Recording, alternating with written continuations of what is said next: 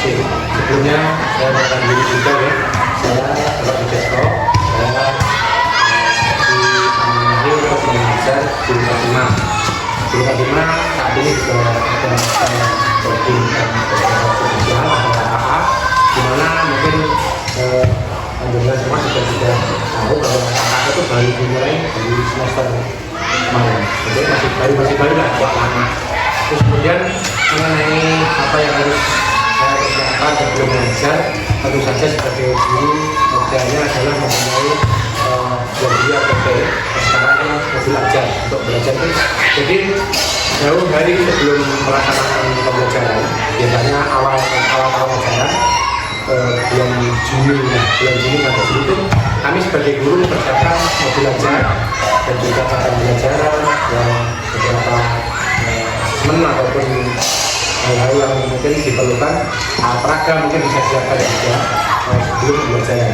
Jadi sekali lagi yang kami pribadi siapkan mungkin guru-guru juga adalah tentang modul pembelajaran, kemudian asesmen ataupun alat peraga yang kami butuhkan dalam pembelajaran ke depan seperti itu.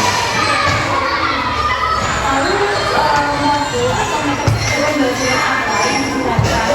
Apakah setiap kelompok itu menggunakan model yang sama?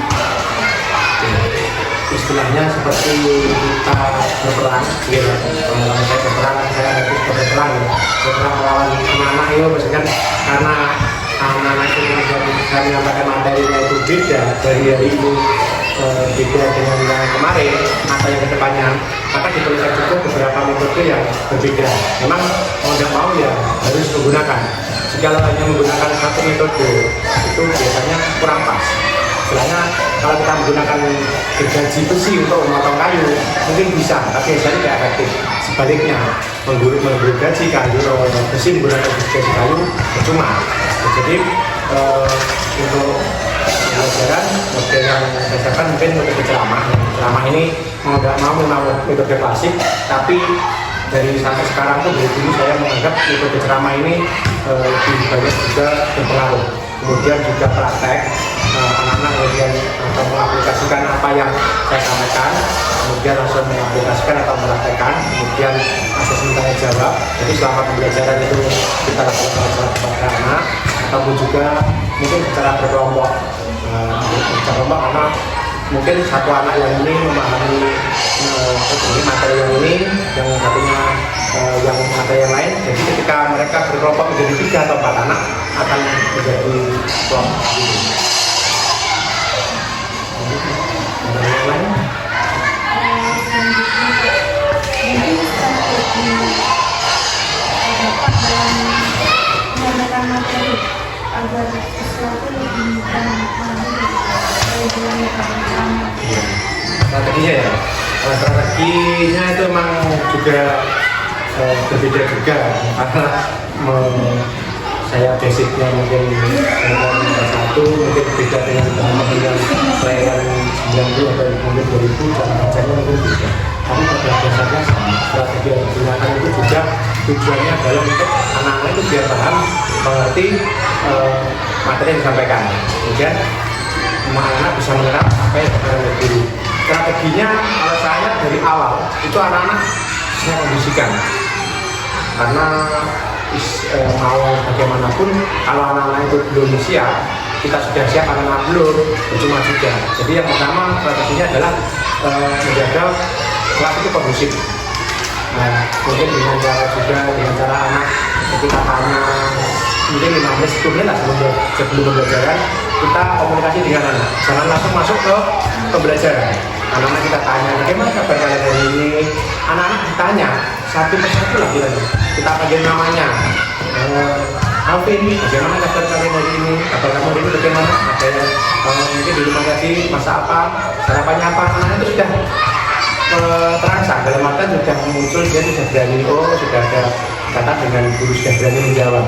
Jadi tidak langsung seperti namanya sebelum pelajaran, tidak langsung ke materi. Jadi kita persepsi dulu sekitar biar anak siap dan juga ada motivasi untuk belajar. Lalu untuk pembelajaran waktunya kan berbeda.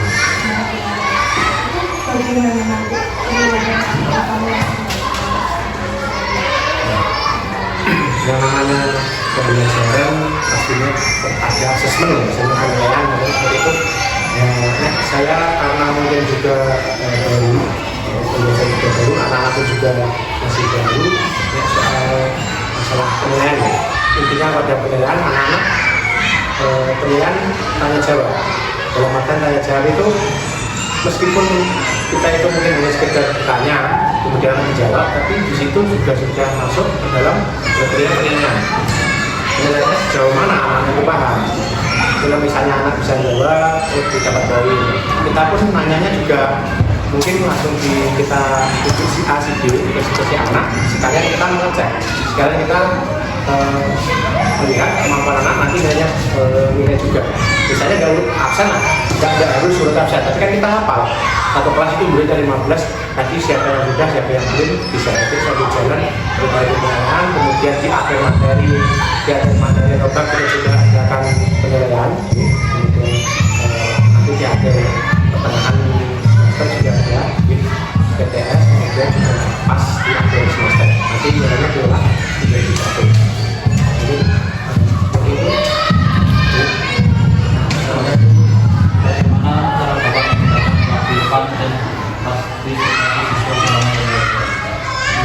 Meningkatkan keaktifan ya, keaktifan siswa mungkin ada sebelumnya ya, mau jadi para guru. Anak-anak itu aktif hanya ketika materi atau pelajaran yang mereka sukai. Pas olahraga jangan ditanya, olahraga juga bagus. Saya juga rasa matematika, matematika anak-anak ketika matematika ya kurang aktif. Ketika coding, untuk coding anak-anak sebenarnya pelajaran yang bagi mereka tertarik. Karena kenapa? Dia bosan, apalagi coding kan berkaitan dengan mungkin komputer, dengan HP, dengan laptop, dengan anak-anak itu tertarik. Cuma ada beberapa juga yang kurang antusias, maka saya sebagai guru juga harus dari awal mempersiapkan agar anak itu antusias. Yang pertama adalah menyiapkan alat peraga. Alat peraganya itu mungkin bisa saya buat dari mungkin gratis atau seadanya. Terus kemudian juga menyiapkan materi pembelajaran itu kita ramu, kita kemas dalam pembelajaran yang menarik, gambar yang menarik di dalam mungkin menggunakan Smart TV atau layar PIG. PIG sekarang kan lebih besar. Anak-anak itu antusiasnya kalau seperti itu game, pakai game-game seperti itu anak-anak lebih suka. Tentunya gamenya adalah yang berkaitan dengan materi KKA. Dan juga saya juga di Laci itu menyiapkan beberapa jajanan untuk menarik minat anak biar aktif. Itu saya biasanya siapa yang bisa menjawab itu biasanya saya beri jajan. Nah, biarpun jajannya hanya sekitar 1000-an atau 500-an, tapi anak-anak yang penting bukan nilainya. Anak-anak itu bisa jawab karena dia itu sudah sebuah prestis, kebanggaan bagi mereka. Mampu menjawab seperti itu. Jadi anak-anak dengan pembelajaran yang menarik, kemudian diberi sedikit dia anak-anak aktif bisa aktif seperti itu. Sebenarnya apa saja kendala yang sering dihadapi selama proses pembelajaran tersebut? Proses pembelajaran banyak sih kendalanya, cuman kendala pada umumnya ya anak-anak itu tadi mungkin pertama kurang dari kami dari pribadi mungkin kurang modul, kemudian kurang alat peraganya dari kami hanya Smart TV dan handphonenya anak-anak ataupun juga layar PIG. Jadi sebenarnya kalau mungkin saya tahu kalau KKA itu sebenarnya prakteknya itu menggunakan laptop atau kesel laptop, anak-anak menggunakan laptop sebenarnya lebih cepat dulu. Cuma karena kendalanya anak-anak sudah di sini lingkungan bukan dari menengah ke bawah lah. Jadi untuk misalnya untuk belajar dengan laptop itu belum bisa. Jadi kendalanya pada itu juga bisa dipelajari, bisa digunakan sebagai peraganya masih kurang. Kemudian ada juga anak-anak yang terlalu mungkin karakternya pendiam atau mungkin tidak suka dengan itu kan mau tidak mau suka kan gue seperti itu. Dan seperti itu dari anak-anak juga dari itu juga. Jadi kendala dalam penelitian atau teknologi.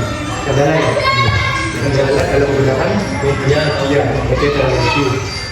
Ya memang kalau dilihat saya melewati satu di mana waktu itu masih jadul ya, beda dengan ada anak modern apa Genzi ya, Genzi atau apa itu ada Genzi. Kalau saya kan ini apa apa ya seperti itu ya dalam teknologi yo. Tapi dari saya pribadi mohon maaf, alhamdulillah saya dari dulu maksudnya sudah terbiasa untuk bekerja keras belajar karena dari kecil saya sudah dididik seperti itu. Selaku guru juga harus tuntutan saya, masa aku kalau murid dari seorang guru dan bicara dengan murid. Makanya dalam menyiasati untuk teknologi saya belajar dari sosmed juga, kemudian dari teman itu masih teman sejawat misalnya yang saya anggap lebih mampu. Anak-anak kan belum tentu yang lebih muda itu tidak bisa, belum tentu yang lebih tua lebih bisa ya. Kadang saya untuk pengalaman ada, mungkin yang lebih muda itu tanya ke saya pun juga untuk merupakan sedikit hal yang mungkin sekarang yang lebih tinggi, mungkin saya masih tanya ke teman-teman. Juga yang paling banyak itu belajar dari pokoknya sosmed, mensiasati dan juga mengikuti seminar. Sekarang kan ada beberapa seminar yang gratis atau online itu kan nggak bayar. Kalau dulu seminar bayar. Sekarang yang itu mau daftar, mau ikut partisipasi ada. Sekarang banyak seminar. Kayak lagi untuk menyiasati, saya pribadi meningkatkan kemampuan saya dengan cara teman sejawat, dengan pengetasan dan juga di sosmed dan juga mengikuti seminar. Seperti itu. Tantangan terbesar yang terjadi dalam mengajar di kelas. Dalam mengajar di kelas secara di musik tadi ya itu tadi saya merasa IT yang di sekolah itu kurang mendukung untuk pembelajaran KKA. Sudah ada, tapi kan kalau ibaratnya cuma HP-nya anak-anak juga setiap hari, itu pun kadang HP-nya orang tua, kemudian laptop anak-anak juga tidak punya, hanya smartphone karena TID itu 41, kadang gantian. Jadi saya sebagai pemain itu tadi kekurangan IT-nya di sekolah itu kurang untuk mendukung. Misalnya kalau menggunakan laptop, anak bisa belajar.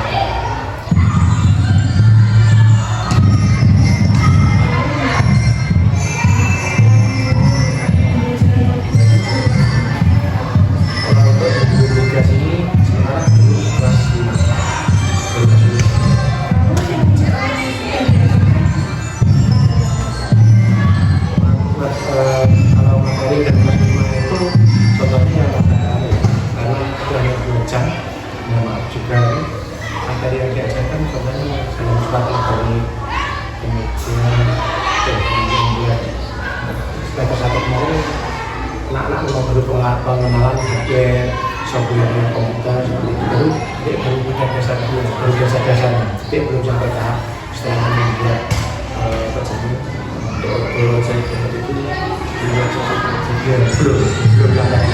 belum mungkin karena saya pribadi menganggap anak saat ini jadi baru banyak dasar memperkenalkan software komputer, kemudian penggunaannya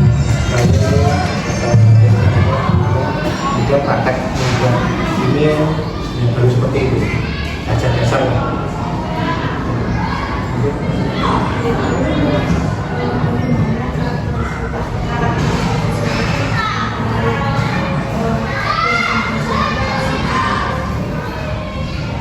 Namanya pembelajaran terus belajar karakter situasi terpengaruh. Misalnya karakter saya yang mungkin saya orangnya kalau bicara keras, kemudian disiplin, dan mungkin juga anak karakternya mungkin anak itu ada yang pendiam, mungkin sama diri, dan mungkin masalah baiknya aku juga sekolah bocah yang menengah di tekoni sudah paham. Dan dulu, dia itu seperti itu. Yang paling mengganjal itu adalah karakter anak yang dia pasif. Yang pasif itu yang membuat saya pribadi paling mengganggu. Bahwa itu kurang dukung dalam proses pembelajaran. Kalau yang lainnya malah mungkin anak-anak yang aktif, usul jawab, bahkan jawabannya itu mungkin yang baru cuma mengenal 20% itu malah bagi saya pribadi malah lebih bagus, tandanya dia ada respon. Kalau ada anak yang pendiam kemudian latar belakang mungkin di rumah itu ada keluarga gitu seperti itu sangat berpengaruh. Saya amati anak-anak yang di rumah itu aman, dalam bahagia itu di sekolah juga responsif ada. Tapi kalau di rumah itu istilahnya kalau anak sudah sangat berpengaruh seperti itu di sekolah juga karakternya jadi diam, jadi pemurung. Jadi pemurung dia itu untuk pembelajarannya kurang sekali, tidak ada respon seperti itu. Bagaimana upaya apa yang dilakukan Bapak untuk mengatasi kendala dan meningkatkan kualitas sistem belajar? Kendala yang tadi, kendala yang tadi, yang kurang itu tadi, yang kurang itu tadi, saya memaksimalkan apa yang ada. Bersama dengan yang atau bersama guru, saya memaksimalkan, saya ke teman-teman akan membangun bisa jalan atau juga anak-anak yang bisa belajar matematik saya lakukan grup lain untuk mengizinkan atau untuk menunjukkan hasilnya untuk bisa itu di bawah dan juga saya akan kata-kata saya itu tadi melalui seminar atau debat dengan teman-teman seperti itu. Pak, terima kasih sudah meluangkan waktunya bagi kami. Maaf kalau kami ada kurangnya. Terima kasih Pak. Saya pribadi juga mohon maaf mungkin dalam wawancara ini ada ini saya juga sangat juga memberikan informasi yang sejujur-jujurnya adanya mungkin semoga bisa membantu teman-teman dalam jika pilihan waktu untuk ada yang terbuka karena pembelajaran mungkin kalau bisa lebih asli kita akan mendapat